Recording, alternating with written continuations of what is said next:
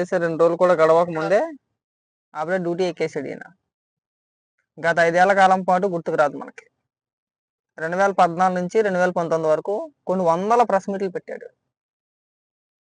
చంద్రబాబు నాయుడు గారి గురించి మాట్లాడుతూ, అప్పుడు ప్రభుత్వాన్ని ప్రశ్నిస్తూ కొన్ని వందల ప్రెస్ మీట్లు పెట్టాడు. 1 కాదు 2 కాదు. నేను ప్రత్యేకించి చెప్పవసరం, చాలా సందర్భాల్లో చెప్పాను. అయితే 2019 నుంచి 2024 వరకు వేలలో లెక్క పెట్టచ్చు ప్రెస్ మీట్లు. మహా అయితే 10 11 లేదంటే 15 లోపు ఉంటాయేమో, అంతకుమించి అయితే ఉండవు.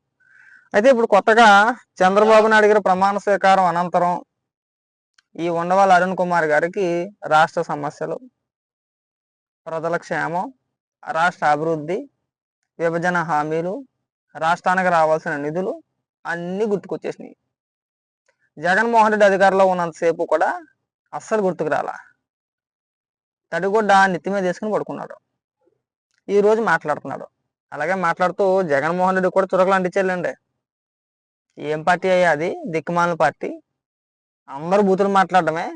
అసలు మీ పార్టీయే లేదు ఇక్కడ, పార్టీ లేదు, బొక్క లేదు, డైరెక్ట్గా చెప్పేశాడు. అయితే ముందు ఈ మేధావి ఏం మాట్లాడుతున్నాడో ఒకసారి వినిపిస్తాను.